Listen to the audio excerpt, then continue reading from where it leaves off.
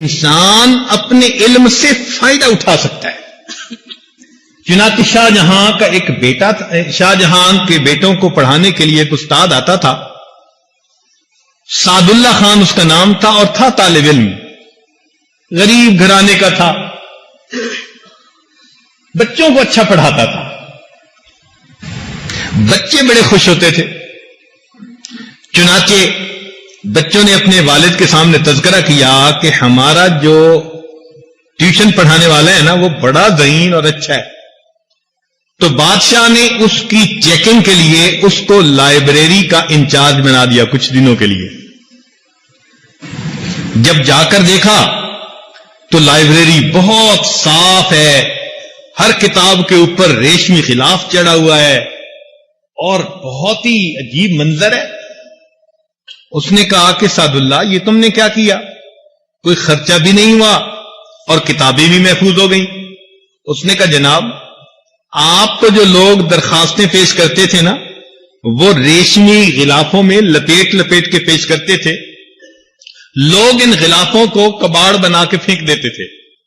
میں نے اتنا کہا کہ یہ مجھے لائبریری کے لیے چاہیے، اور میں نے ان کو کتابوں کا غلاف بنا دیا جس سے کہ میری ساری کی ساری لائبریری کی کتابیں محفوظ ہو گئی۔ اس نے کہا یہ تو بڑا سمجھدار ہے، چلو اس کو مرغی خانے کا انچارج بنا کے دیکھتے ہیں۔ اس نے سعد اللہ خان کو مرغی خانے کا انچارج بنا دیا۔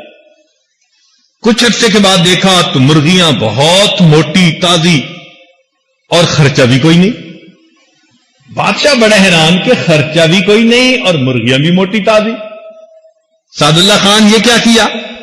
اس نے کہا بادشاہ سلامت، آپ کے دسترخوان پر اتنے مہمان آتے تھے کہ ان کے بچے ہوئے کھانے کو لوگ نالی میں بہا دیا کرتے تھے۔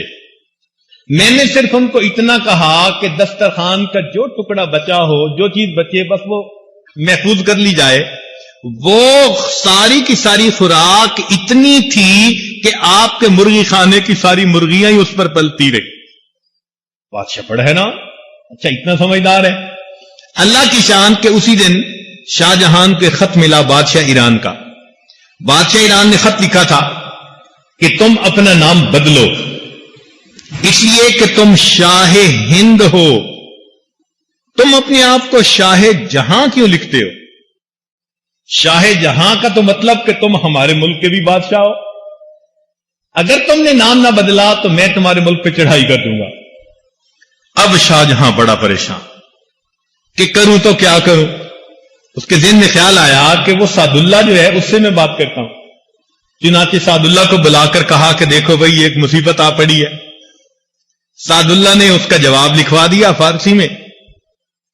جب بادشاہ کو ملا تو ایران کا بادشاہ بہت مطمئن ہو گیا۔ اب بادشاہ کو بڑی حیرانی ہوئی کہ بھئی اس نے جواب میں لکھا کیا ہے۔ تو اس نے سعد اللہ کو بلا کے پوچھا کہ سعد اللہ تم نے جواب میں کیا لکھا؟